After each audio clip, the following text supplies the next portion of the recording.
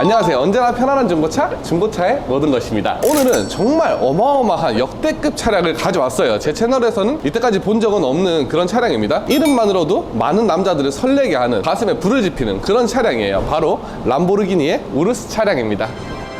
평소에 보기 힘든 차량인데 정말 빠르고 슈퍼카다라는 소리를 듣는 차잖아요. 친한 친구가 지원해줘가지고 이렇게 찍을 수 있게 됐고요. 친구니까 편하게 물어봤어요. 야, 이거 유지비는 얼마 나오니? 보험료는 얼마니? 이런저런 람보르기니 차주의 깊은 속마음까지 알아왔고요. 승차감은 어떤지, 빠른지 그런 것들에 대해서도 한번 알아보도록 하겠습니다. 저는 차를 굉장히 많이 보잖아요. 사이즈만 봤을 때는 엄청 크다는 느낌은 사실 안 들어요. 일반 세단도 5m가 넘으면 크단 말이에요. 근데 SUV가 5m가 넘으면 굉장히 큰 거예요. 근데 우르스가 실제로 재원이 전폭도 2m가 넘고요, 전장도 5m가 훨씬 넘습니다. 대형 SUV가 맞아요. 무슨 람보르기니가 SUV냐 이렇게 말씀하시는 분들도 분명히 많은 걸로 알고 있습니다. 그런데 현실은 어떨까요? 없어서 못 파는 지경이라고 합니다. 예약이 너무 꽉 차가지고 대기를 안 받아줘요. 계약금이 3천만 원인데 3천만 원 들고 가도 안 받아준다니까? 아무튼 그 정도로 인기가 많다라고 보시면 되고요. 이게 람보르기니에서는 나름대로 가성비 상품이라서 굉장히 불티나게 팔리고 있다고 합니다. 자, 이제 유지비를 살펴보기 전에 휠 사이즈 한번 보시면 어마어마하게 크죠? 실제로 23인치의 사이즈를 보여줘요. 그럼 이러면 타이어 값도 만만치가 않단 말이에요. 이런 기타 소모품까지 해서 하나씩 한번 유지비를 따져보겠습니다. 첫 번째, 차에서 가장 중요한 게 사실 차값이잖아요. 이런 차는 현금으로 사는 사람이 있다 없다?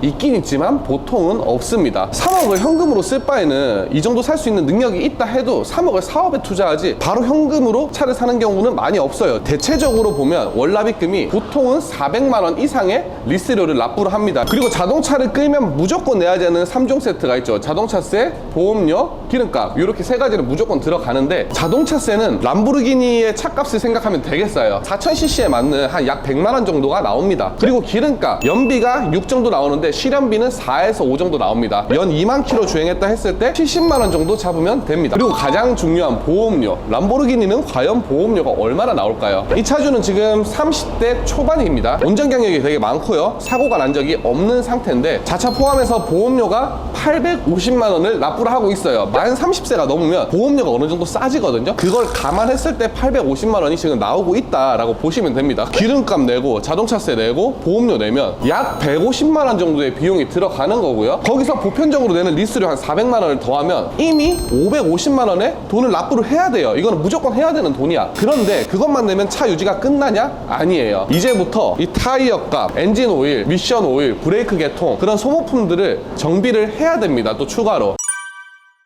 람보르기니 같은 경우에는 소모품비도 어마어마한데요. 보통 우리 엔진을 얼마 갈아요? 10만 원 전후면 괜찮은 걸로 갈잖아요. 얘는 90만 원. 엔진오일 한번 갈 때 90만 원이고요. 정식 서비스 센터에서 타이어를 안 갈잖아요. 그러면 신차 보증이 안 될 수가 있기 때문에 무조건 센터에서 타이어를 갈아야 됩니다. 그리고 타이어가 23인치잖아요. 센터가 기준 560만 원의 금액을 보여주고요. 거의 중고 모닝 한 대예요, 타이어 교환 비용이. 보통 우리가 일반적인 차를 탈 때 타이어 교환 주기를 한 4만 킬로 정도로 생각을 합니다. 실제로 2만 킬로도 주행이 불가능하대요. 거의 뭐 지우개라 하더라고요. 이 차의 차주 피셜로는 한 10,000km가 좀 넘어가면 이미 갈 때 주기가 다가와 있다. 심지어 엄청 밟지 않아도 타이어가 굉장히 빨리 닳는다 라고 얘기를 했고요. 더 큰 문제는 타이어를 갈고 싶어도 센터에 타이어가 없어서 막 대기표를 뽑아가지고 타이어를 갈아야 된대요. 보편적으로 7개월에서 8개월 정도를 기다려야지 타이어를 갈 수가 있다고 하니까 우리 구독자님들 람보르기니 사기 전에 꼭 이런 부분들을 신경을 쓰고 사셔야 됩니다. 그리고 다른 부품들도 일반 차량은 그냥 금액 자체가 다릅니다. 사고가 나는 경우에도 범퍼 하나만 제대로 박아서 수리를 들어간다고 치면 1000만 원, 2000만 원 이렇게 수리비가 나와요. 범퍼가 조그마한 사고가 나서 보험 처리가 하면 또 보험료는 또 금방 오를 수도 있고, 그렇기 때문에 부가적으로 들어가는 비용이 굉장히 많은 진짜 넘사벽의 차다라고 보시면 됩니다. 자, 그래서 결론이 뭐냐? 사지 말라는 거예요. 왜냐면 이 차도 언젠가는 금액이 떨어져서 막 6천만 원, 7천만 원 하는 일이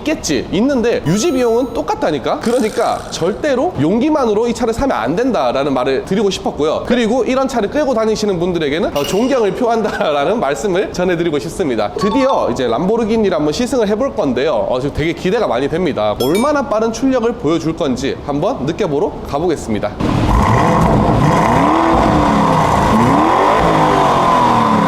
람보르기니를 이제 탈 때 이제 아셔야 될 점이 일반적인 구조가 슈퍼카다 보니까 좀 다릅니다. 처음에 람보르기니를 움직이기도 힘든 상황이 벌어지는데, 왜냐면 페라리나 람보르기니 이런 차들은 대체적으로 출발을 할 때 드라이브가 따로 없어요. 패들 시프트 오른쪽 만져주면 드라이브로 이렇게 변하는 거거든요. 후진 같은 경우도 여기 있잖아요. 약간 멋있게 이거를 당겨주는, 이렇게 하면 후진이 들어갑니다. 그리고 패들 시프트 쪽을 누르면 다시 드라이브로 바뀌는 거죠. 보통 사람들이 람보르기니를 생각할 때 되게 시끄럽다고 생각을 많이 하잖아요. 저 시끄러워서 어떻게 돼, 이렇게 생각을 하시는데, 실제로 막 악셀의 RPM을 막 많이 높이지 않은 그냥 부드럽게 주행을 할 때는 생각보다 거슬리는 소리가 안으로 거의 안 들어옵니다. 그냥 조용합니다. 심지어 지금 옆에 포터 소리가 더 시끄러워요. 그래서 그 정도로 천천히 운행을 할 때는 크게 운전에 지장을 주지 않습니다. 그래서 지금 모드가 일반 모드인데 스포츠 모드로 한번 바꿔서 운행을 해보도록 하겠습니다. 일단 배기 소리가 바뀌었죠. 시끄럽네. 스포츠로 넣으니까 시끄러운 게 맞아요. 옆차들이 쳐다보겠다 싶을 정도의 소리가 나는 게 맞아요. 보통 슈퍼카 같은 경우에는 실제로 많이 불편해요. 이걸 이 돈 주고 왜 사지 싶을 정도로 불편한 차가 많은데, 얘는 이제 SUV로 좀 타겟을 넓혀서 나온 모델이다 보니까 차를 타고 운행을 할 때 굉장히 부드럽다라는 느낌을 주는 그런 승차감을 보여주고요. 그냥 웬만한 SUV보다도 더 편안한 승차감을 보여줍니다. 그리고 지금까지 느껴지는 거는 빠르긴 빨라요. 좋긴 좋은데 람보르기니라서 막 엄청나다라는 게 느껴지진 않거든요. 달려봐야겠죠? 그래서 고속도로로 한번 가보도록 하겠습니다. 아니, 냉정하게 막 엄청 빨라가지고 와, 이게 진짜 람보르기니구나 이런 생각 정도는 안 드는데, 물론 악셀을 막 풀악셀을 밟거나 그러진 못합니다. 우리나라 도로에서 그렇게 테스트할 수 있는 공간이 없어요. 그리고 이거는 제 지인이 만약에 사고가 나면 인수를 해가라고 했거든요. 그래서 사고가 나면 큰일 나는 상황이기 때문에 100% 느껴보지는 못할 것 같습니다. G63 AMG를 탔을 때랑 차이점이, G바겐 같은 경우는 굉장히 불안했거든요. 빠르긴 빨라, 엄청나게 빠른데 왜 이렇게 불안하지? 라는 생각이 많이 들었습니다. 그런데 우루스 같은 경우는 정말 빠르다, 괜찮네, 근데 승차감까지 좋아? 안정감도 있네? 이런 느낌이 들어요. 보통 SUV 같은 경우는 이제 차체가 좀 높다 보니까 승용차보다는 고속에서 차선 변경을 하거나 하면 좀 왔다 갔다 하는 게 발생을 하는데, 그게 거의 최소화로 억제가 됩니다. 그리고 지금 노면이 좀 고르지 않은 도로에서 운행을 하고 있는데요, 이 길은 제가 매일 출퇴근할 때 다니는 길이라서 어떤 충격이 오는지를 알거든요. 근데 정말 승차감이 좋아요. 이건 그냥 패밀리카로 쓰기에도 너무 좋은 차다. 확실히 람보르기니가 다른 차에 비해서 매력이 확실하게 느껴지는 게, 다른 차들은 그냥 리뷰를 하면 미련 없이 내린단 말이에요. 차에서 리뷰를 끝내요. 얘는 자꾸 그런 생각이 맴돕니다. 와, 더 가지고 놀아보고 싶다, 이런 걸 생각하면서 차를 운전을 하게 되는 것 같아요. 그래서 운전이 즐겁다라고 보시면 됩니다. 그리고 항상 제가 시운전 해보면 도는 유턴 자리가 있죠. 이 5m가 넘는 우르스 차량은 유턴도 배려가 잘 되어 있는지 한번 확인해 볼게요. 여유있게 도는데요? G바겐은 이걸 못 돌았습니다. G바겐은 심지어 이 차보다 훨씬 짧아요. 그런데 5m가 넘는 이 차는 어떻게 한 번에 돌았냐? 얘는 후륜 조향 장치가 있기 때문입니다. 유턴이나 뭐 주차를 할 때 좀 더 편안하게 할 수 있게 배려를 해준 거예요. 뒷바퀴가 조금 움직여서 그 회전각을 훨씬 더 좁게 만들어 주는 거죠. 우루스는 도대체 얼마나 벌어야지 살 수 있나요? 미니멈 한 달에 5천만 원은 벌어야 되지 않나 라고 딱 냉정하게 생각을 해요. 이런 차를 끌면 2천을 벌어도 통장에 모이는 돈이 거의 없을 것 같아, 진짜 실제로. 성공하면 이 차를 타실 건가요? 아니 차라리 이거 한 대보다는 그냥 내가 갖고 싶었던 차 여러 대를 끌 것 같아요. 람보르기니에 대해서 궁금하시다, 구입 희망한다 하시는 분들은 중고차의 모든 것으로 연락 주시면 감사드리겠습니다. 감사합니다. 중고차의 모든 것이었습니다.